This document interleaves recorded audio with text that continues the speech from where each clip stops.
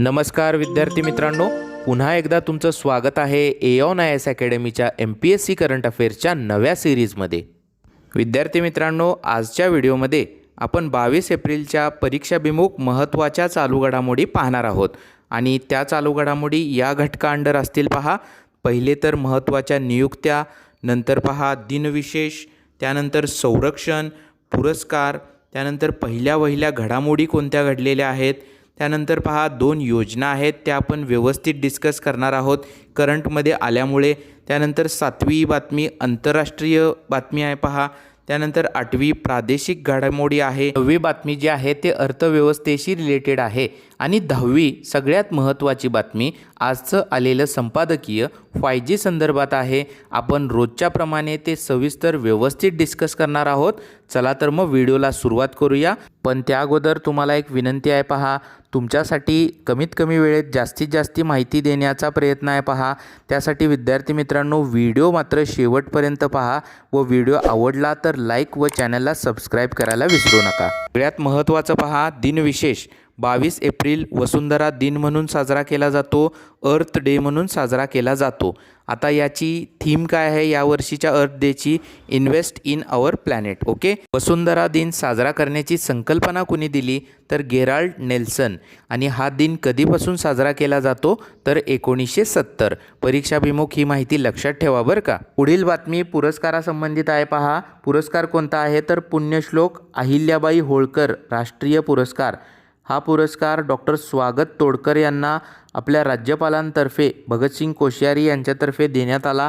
तर डॉक्टर स्वागत तोडकर हे निसर्गोपचार तज्ज्ञ आहेत आणि त्यांचं पहिलं केंद्र त्यांनी 2012 साली ओपन केलं होतं आणि ते त्या सेवेमध्ये रुजू आहेत आणि गरिबांसाठी अत्यल्प किंवा कमी दरामध्ये ते निसर्गोपचार पुरवतात, त्यामुळे त्यांना हा पुरस्कार देण्यात आला। आता पुढची बातमी जी आहे ती महत्त्वाच्या नियुक्ती संदर्भात आहे।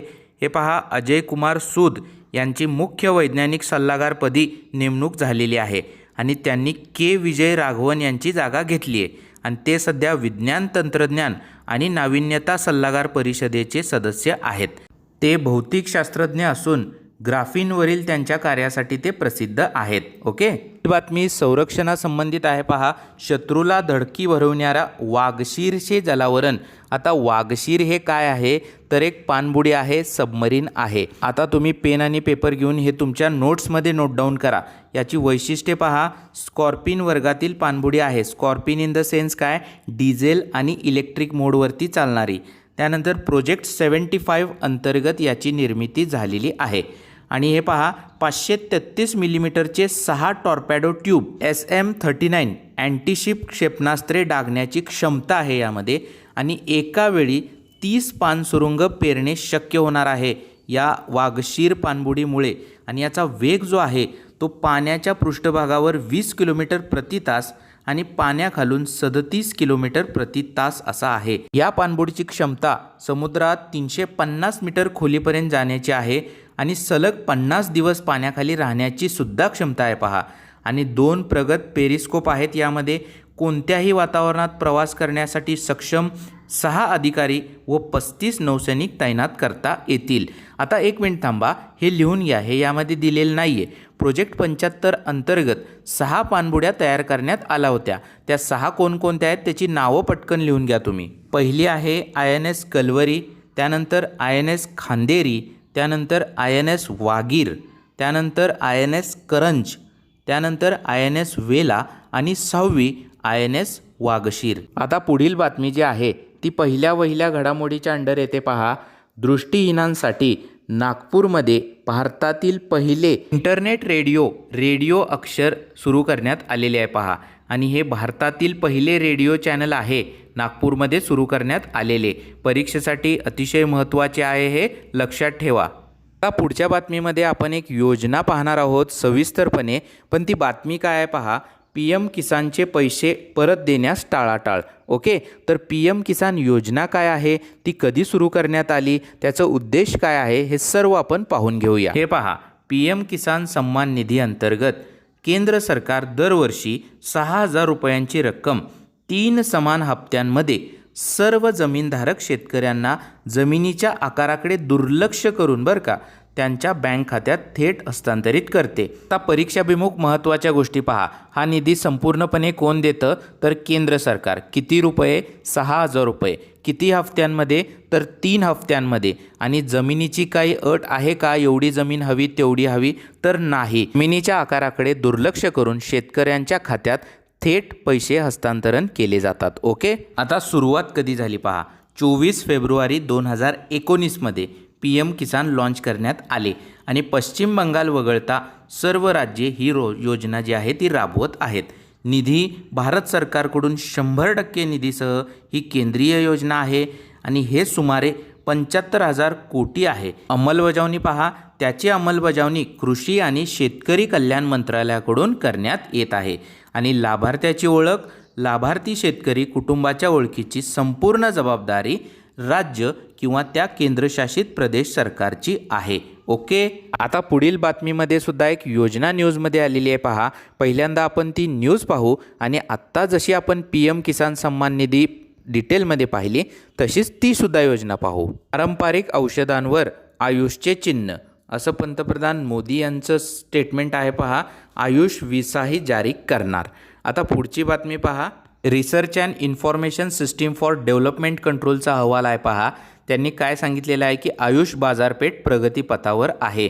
म्हणजे आयुषचे प्रोडक्ट जे आहेत, आयुषची जी काही प्रगती आहे ती सुधारतच चाललेली आहे.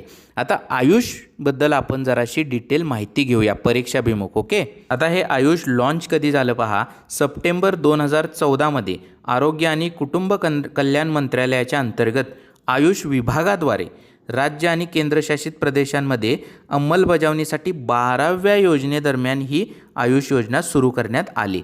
आता त्याची अंमलबजावणी आयुष मंत्रालय करत आहे. आता या आयुष मिशनचे 2 गोल्स आहेत पहा. एक तर कंपल्सरी घटक आहे, अनिवार्य घटक, आणि दुसरा आहे लवचिक घटक. आता कंपल्सरी अनिवार्य घटकांमध्ये काय आहे? एकतर आयुष सेवा देणे, त्यानंतर आयुष शैक्षणिक संस्था स्थापन करणे आणि ASU&H आयुर्वेद, सिद्ध आणि युनानी आणि होमिओपॅथी औषधांचे गुणवत्ता नियंत्रण करणे, औषधी वनस्पतीसुद्धा निर्माण करणे आणि त्यांच्यावर रिसर्च करणे. आता लवचिक घटक काय पहा. योग आणि निसर्गोपचार यांचा समावेश असलेली आयुष कल्याण केंद्रे निर्माण करणे, टेली औषध याची सुविधा जनतेला पुरवणे. पुढे पहा. सार्वजनिक आणि खाजगी भागीदारीसह नवकल्पना किंवा नवसंकल्पना ज्या आहेत त्या आयुषमध्ये निर्माण करणे. ओके. आता पुढील बातमी जी आहे ती आंतरराष्ट्रीय घडामोडी संदर्भात आहे पहा. ब्रिटनचे पंतप्रधान बोरिस जॉन्सन हे भारत दौऱ्यावरती आहेत. त्यांनी साबरमती आश्रमला भेट दिलेली आहे पहा. त्यावेळी त्यांचं असं म्हणणं आहे की महात्मा गांधी असामान्य. आता बाहेरचे लोक येऊन महात्मा गांधींना असामान्य म्हणतात, पण आपल्याच देशामध्ये त्यांचा कितपत सन्मान राखला जातो व कोणत्या गोष्टीमध्ये किती वादविवाद केला जातो हे तुम्हाला माहीत आहे विद्यार्थी मित्रांनो. आता इकडे पहा. गौतम अदानी भारताचे प्रसिद्ध उद्योगपती यांच्याशी थेट बोरिस जॉन्सनच चर्चा करत आहेत. आणि कोणत्या विषयावर तर हवाई संरक्षण तंत्रज्ञान भागीदारी या विषयावर चर्चा झालेली आहे. ही सुद्धा एक आंतरराष्ट्रीय बातमी आहे पहा. अमेरिकी काँग्रेस सदस्याचा पाक व्याप्त काश्मीर दौऱ्याच्या भारताकडून निषेध. आता हे असा काहीतरी कुरापती हे लोक करत असतात. आता पाक व्याप्त काश्मीर हा वादग्रस्त विभाग आहे किंवा एरिया आहे, त्यामध्ये जाण्याची काय आवश्यकता आहे, पण मुद्दामून जायचं. मग आता भारताने स्टेटमेंट दिले पहा की भारताच्या एकात्मिकतेला आणि सार्वभौमतेचं उल्लंघन झालेलं आहे या अशा व्हिजिट्समुळे. त्यामुळे ह्या व्हिजिट्स त्यांनी टाळाव्या. आता पहा ना, चीनच्या बाबतीत तायवानला जर व्हिजिट केली तर चीनला किती राग येतो त्याच्या संदर्भात. पण आता भारताने पण याविषयी आपलं जे मत आहे ते परखडपणे व्यक्त केलेलं आहे पहा. हे अगदी योग्य आहे. पुढची बातमी प्रादेशिक घडामोडीच्या अंडर आहे पहा. अमित शहा यांनी NIA नॅशनल इन्व्हेस्टिगेशन एजन्सी याच्या 13व्या वर्धापन दिनानिमित्त भाष्य केलेलं आहे पहा. ते त्यावेळी हजर होते आणि त्यांनी काय सांगितलं आहे, अंतर्गत सुरक्षेसाठी देशस्तरावर माहिती संकलन. म्हणजे आता पहा, ऑल ओव्हर इंडियासाठी जे काही गुन्हे वेगवेगळ्या प्रकारचे घडतात त्यासाठी एक डाटाबेस तयार पाहिजे. आणि हा जर डाटाबेस तयार असेल तर समजा आता गुन्हा एका वेगळ्या विभागात समजा महाराष्ट्रात घडलेला आहे, पण तो गुन्हा करणारे गुन्हेगार केरळ राज्याचे आहेत, तर केरला राज्यामध्ये त्या गुन्हेगारांविषयी डेटाबेस असेल तर तो महाराष्ट्र पोलिसांशी शेअर केला तर लगेच त्या गुन्ह्याचा तपास होऊ शकेल. पण आत्ता तो डेटाबेस संपूर्ण क्रिएट केलेला नाही आहे व तो शेअरही करता येत नाही आहे. त्यामुळे ह्या गुन्हे तपासाच्या ज्या प्रक्रिया आहेत त्याला वेळ लागत आहे आणि त्यामुळेच राष्ट्रीय विधानिर्मितीची घोषणा केंद्रीय मंत्री अमित शहा यांनी केलेली आहे. आता हा पुढे ग्राफ आहे पहा, पाय चार्ट आहे. कोणत्या देशाकडे किती जमीन ह्याची टक्केवारी इथे दिलेली आहे. हे तुम्हाला भूगोलमध्ये परीक्षेसाठी प्रश्न येऊ शकतो, त्यामुळे व्हिडिओ पॉज करून तुम्ही हे व्यवस्थित पाहून घ्या. पुढची बातमी पहा, राज्यातील भारनियमनासंदर्भात आहे.